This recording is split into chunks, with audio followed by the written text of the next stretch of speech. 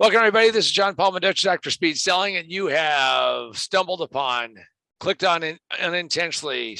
Who knows how you got here, but this is the Raging Verbalist, and this is the Raging Verbalist number 138. And for those who are just joining us for the first time, please follow, subscribe. Also, you can catch this not only on YouTube, but we have a Facebook group known as Position to Win book. Is it Position to Win book? Is it? I don't know. We'll make Position sure. to Win, and then the title of the book. Position but to Win. You can find it by Position to Win. Yeah. You can find it by Position to Win. And that, and without even introducing, that isn't just an aberration. That isn't a ghost from some other worldly thing, but it is, of course, our ever lovely Sandra. Welcome, Sandra.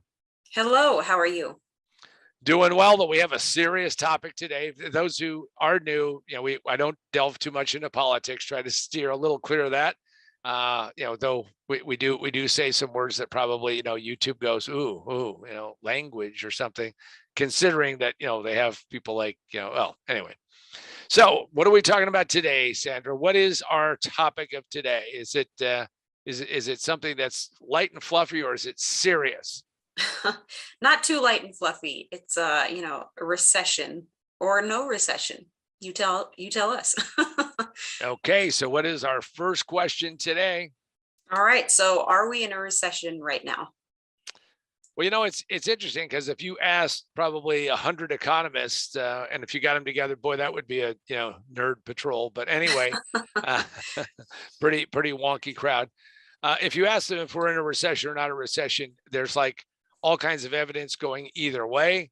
But I think that we are probably getting precipitously close. That's hey, showing off my vocab a little bit. And what that means is that when you think about what is officially a recession, is 2 quarters in a row of downturn. We're not growing, we're going south. It's not working out. By the way, there's been a lot of those over the centuries, actually, and we'll get into that in a little bit. But I just want you to know that we're probably pretty close to that. And and most of the time what happens is that we start a recession and we don't even think we're in it. It's just like being a little bit sick after you get back from a long trip, and but it gets worse as you get into that other space. So I think that we are really close to a recession, if not already in one. And also definitely parts of the economy are already in a recession, without a doubt. All right. So I hear a lot of phrases and some seem a little confusing. So can you unravel this mystery for us? Well, we have had words over the years that, of course, have changed because, people get nervous, and the euphemisms have been going on for a long time. At one point in time, when the economy was not doing well, it was called a crisis. Now, wouldn't that be good? I'm talking about, this is a long time ago, and it would be called the crisis. And people went, well, that doesn't sound as good. Maybe we should do a different thing. Let's call it something else. So this tells you why they probably weren't like having, groups of people, and sitting there saying, okay, well, what do you think we should call it? Test audiences.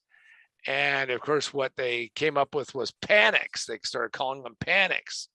Now, I don't know about you, but I've rarely had somebody say it was a mild panic. So that doesn't sound good. So they got rid of panics, and then they went to this thing called, depressions. Well, that was going along pretty good until we hit this thing called the Great Depression, which lasted, well over a decade, and was global, and it was sucked and not happy days. And then, of course, we then landed on the word recession, because recession it's a retraction. It's not going as well as we thought. But even then, since people want to spin, is that we also, instead of saying a drop in the economy, they said contraction. That was too harsh. And now we're saying negative growth. If you want to talk about an oxymoron, this should probably be something that you say to somebody if you owe them money. I've had negative growth in my bank balances and can't pay you. Bottom line is you're losing money. So those are the words that we're dealing with today. Don't kid yourself. If the economy contracts, we will all feel it to some extent, and it will change and alter what's going on We had, of course, the Great Recession, not that many years ago, but people have very short memories. It's as soon as it's over and business goes, booming along, which we've had for quite some time, then you know what? Well, we kind of put that in the rearview mirror, and we want to forget about it. It's we gave the pledge to take the cure while we were sitting there, loaded, stoned, or whatever. And then, now that it's behind us, well, we can all just say, oh, it's okay. It's not going to happen again. So those are some of the words and language. I think that, negative growth is a bullshit phrase. And I will always believe that because, it's really a contraction in the economy. All right. So what is the history of recessions? So depending upon how you measure them, throughout history, there have been 48 of them in the United States. So that's going back to like the Declaration of Independence, or actually, I think when we won the war, and that that's like a lot. And what you would see is that it was later, talk about changing of words, is that they had to figure out a better way to explain it, which is they started calling it things like, well, it was the business cycle. It can't escape the business cycle. It has its birth in the bottom of the trough, and then it gets to an expansion, then it gets overheated, then it peaks, and then it goes down. So that's the business cycle. Well, so right now it says that we have had 48 of them, and looks like number 49 is right on the horizon. Remember, a very important fact is that normally what happens is that we figure out that we have been in a recession, depression, panic, crash, crisis, whatever you want to call it. And it's usually retrospectively that we can measure, this is when it started and this is when it ended. So as we look forward, it's much more difficult to do. And that's why, predicting the future is very difficult. So we've had 48 of them, probably going to have number 49. We'll see what's going to happen with that. But I think that everybody needs to understand that there should be very little surprise that we're globally going through this. We've gone through this massive pandemic, and now we're on the other side. And some of the things that we did, I'm talking about the collective we, maybe not you in particular, put us in a bad position where we have a lot of cheap money chasing a lot of stuff, and prices are through the roof, and we got a war in Europe, and we've got.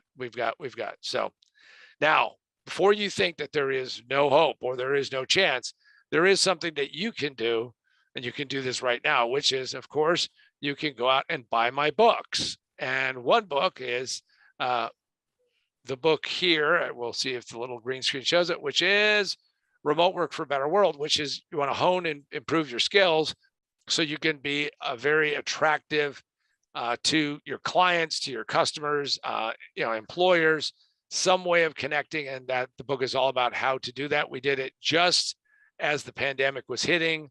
Lots of still great information. Also, you can get my original book, which is Most Businesses Fail in the First 5 Minutes. It just takes them 3 to 5 years to realize it, Position to Win. And this is available at Barnes & Noble. By the way, the remote work book is only available on Amazon through Kindle exclusively. Also, you can get this book, Most Businesses Fail. You can get it as a physical book. As you see, I'm holding it in my hand, physical book. Atoms versus what are called bits. And you can get this at Amazon, Barnes & Noble, Books A Million, or wherever books are sold. And you can go to positiontowinbook.com, positiontowinbook.com. Check that out. And you can go pick up the book, ask me to sign it. I will put in an inscription and do all those things. And if that is not your cup of tea, your jam, your espresso, you can go out and get it digitally from Kindle, Nook, and Apple iBooks. So that way you can make it through whatever economic upheaval we're going to have. Sandra, what is our next important question? All right. What is proof positive that we are in a recession? So the downside of modern statistics is that they're looking at this giant wave going on, or waves is a big ocean. So proof positive to me that we're in a recession is that you have 2 consecutive quarters of decline or negative growth. We've already had one. We're waiting for news on this last one, but I believe that we're going to see a contraction of the economy. I almost all of my clients are seeing a reduction of what's going on, and there's lots of other headwinds for the economy, and that will probably be taking place. So I think we're gonna have proof positive in just a little bit, but more importantly is that you have to take care of yourself. Now, it is very easy to go out and blame other people and say, well, you know what? They should have done something different. I would agree, probably they should have, but we don't want to deal with the woulda, coulda, shoulda. We have to deal with what we have now. And most importantly is you have to figure out how to take care of yourself.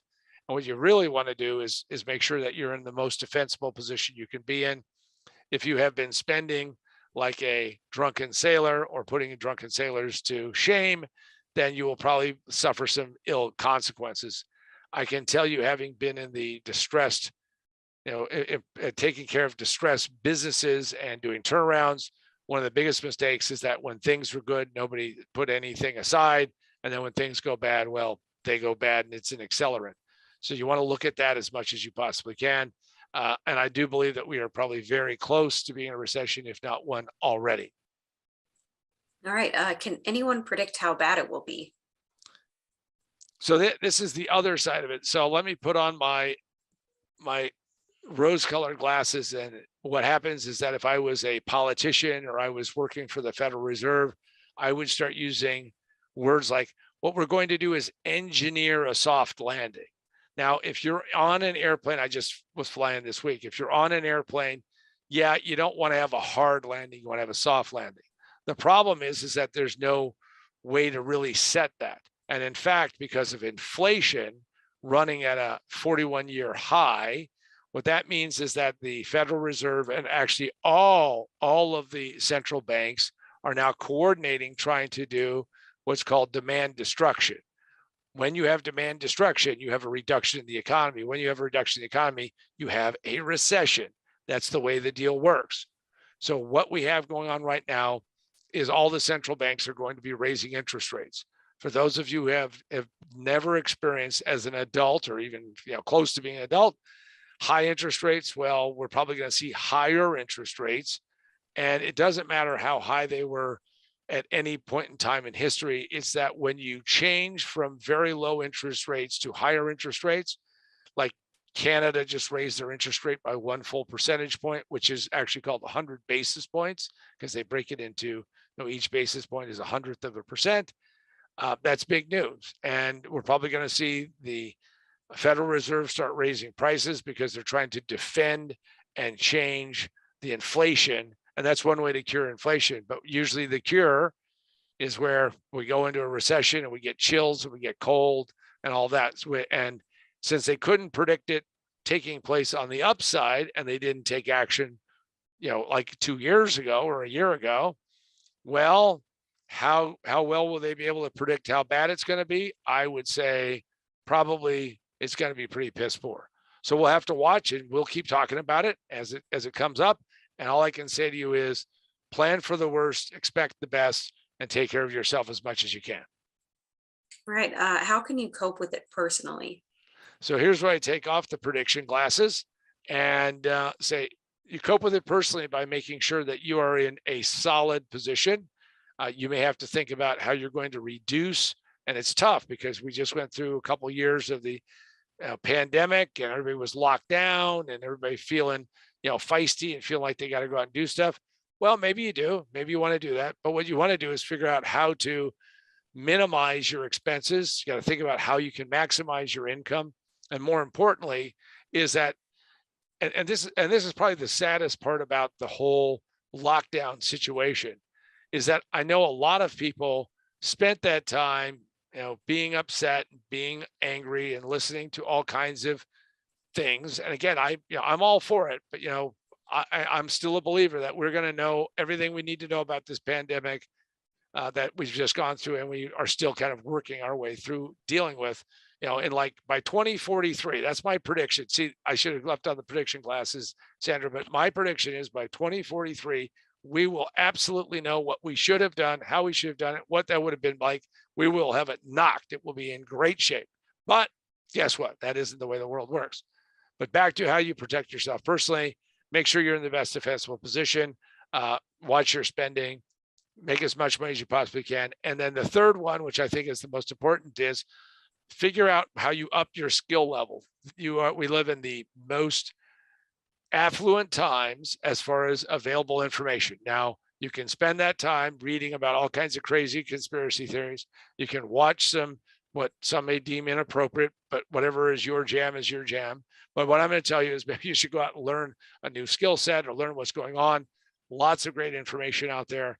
And of course, you can always go to positiontowinbook.com. We have some free stuff on that site, so you can go check some things out. But not just that, you can go figure out what you might want to do. So those are the things I think you can do personally. All right. And how can you deal with it from a business standpoint? Well, you have to toughen up. You have to understand that it's going to be a more difficult ride. So you're going to have to say, how do I do 3 simple things? Number 1, take care of the customers that I have so I don't lose them. Number 2, accept the fact that there's probably going to be lower dollars spent because people are going to go through a contraction and they will feel it. And number 3, how do I make sure that my offer matches up to what's going to go on in the marketplace? I'll tell a sad story. Sad story is that I had a decent publishing company and we sold information to printers on how to be successful marketing their printing business. Had a great distributor and had a deal where every single mailing that we had done over the years that I was associated with the business, every single mailing made money. Every single one was profitable. That's a great track record. I was in Chicago at the big printer convention. I spoke from the stage. Things were going very well. Flew home on that Sunday night. Monday was, of course, just kind of a normal day. And I had to go and do another gig that I was doing because that publishing business was, kind of working its way along, but I had other businesses. Got on the plane, landed in Phoenix. Turns out that was 9/11. Planes crashing into towers, people dying, country going through a panic. That was a bad day in Black Rock. Point of the story is that we were in the process, my distributor and myself, doing yet another mailing. Immediately sent out the word as quickly as I could to Dan Kennedy, asked him what he would charge to a rewrite on the sales letter that we were sending. Agreed to do it at a lesser fee. Thank you, Dan. If I never thanked you before. Called my distributor and said, stop the presses. I always wanted to be able to say that. But I said, we cannot do the mailing the way we have it because the mailing was not designed about the crisis that had just happened. Nothing worse than having a message that arrives that is in stark contrast to the backdrop and reality that exists. They said, nope, we've already started printing them. We're going to send them. It'll be just fine. Well, that was a freaking disaster. And here's what happened. The editor of my distributor, because they were a nonprofit that were, they were using this to make more money and get more members, fired the editor, and they brought a new editor, and my deal was done.